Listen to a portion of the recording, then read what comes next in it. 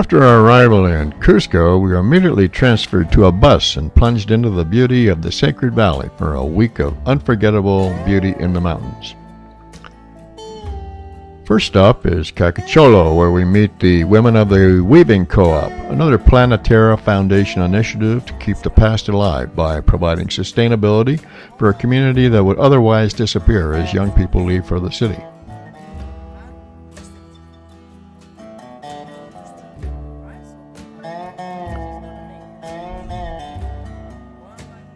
Even the dyes are made by hand from ingredients that nature provides, while alpaca and llama provide the wool.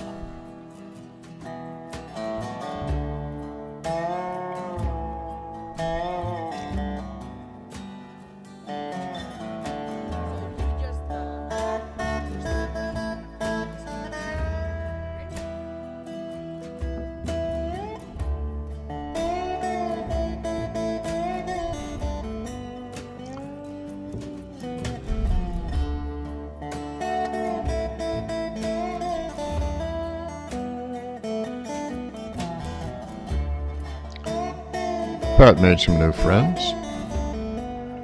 Traveling up the valley is a constant series of breathtaking views.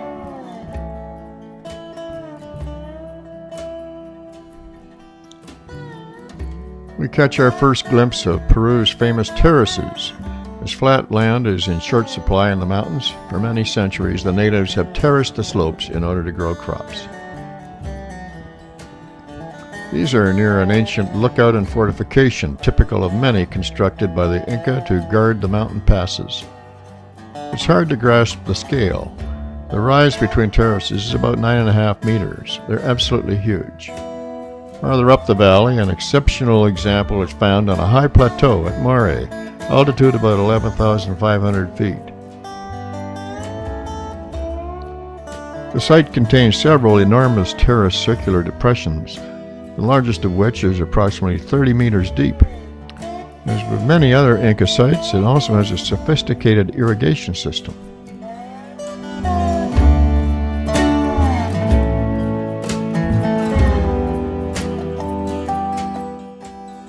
Down the road, oxen were being used to plow the fields. This isn't a show for tourists, but the way people still live in the mountains. Down a narrow dirt road with sure 1,000-foot drops just inches away from our bus wheels, we found the Maris salt pans.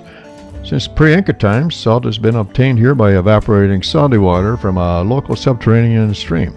Flow is directed so that the water runs gradually down onto the several hundred ancient terraced ponds. The cooperative system established during the time of the Incas is still used by the families who pass ownership down from one generation to the next.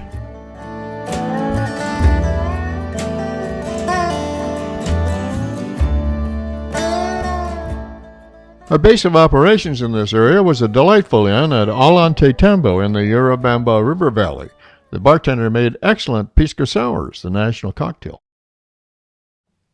The day trip took us to an ancient village in a large Inca ruin. A steep 500-step climb to the top left us both breathless and speechless.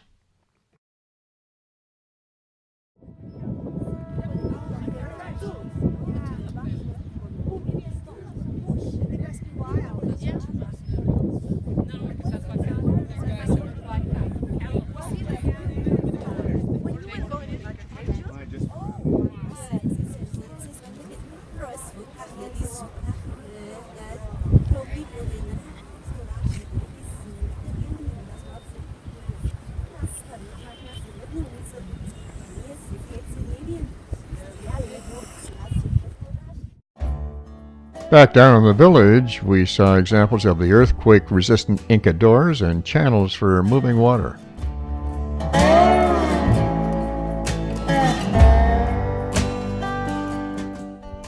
We also visited an Inca house that is still occupied but maintained in the traditional manner, which means chickens in the yard, guinea pigs, a favorite food, on the floor, ancestors' skulls on the mantel, and dried vegetables and fish hanging overhead.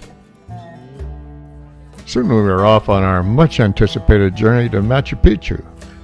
We elected to take the train to the mountain town of Aguascalientes, the railhead and jumping off point for Machu Picchu, rather than hiking the Inca Trail.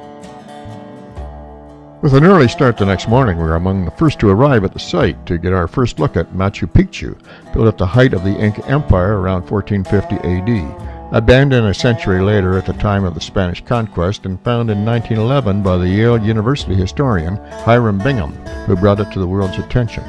The story behind its abandonment is shrouded in mystery. Restoration continues to this day, with care being taken to keep things as they were originally constructed.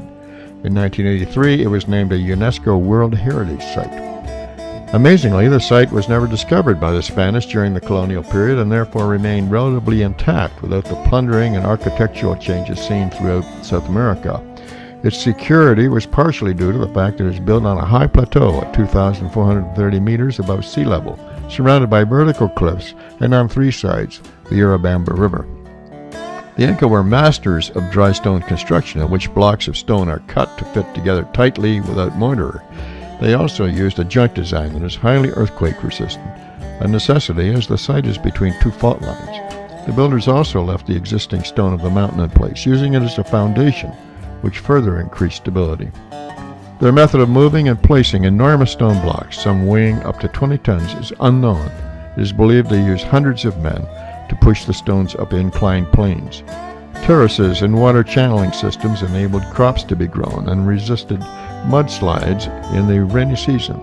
There have been many theories put forward as to the reason for the building of Machu Picchu and the purpose that it served.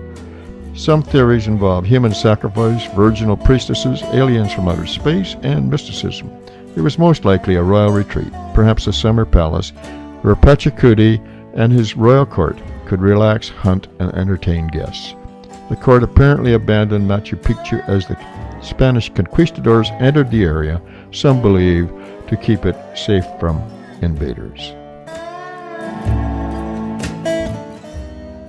And so ends our South American adventure.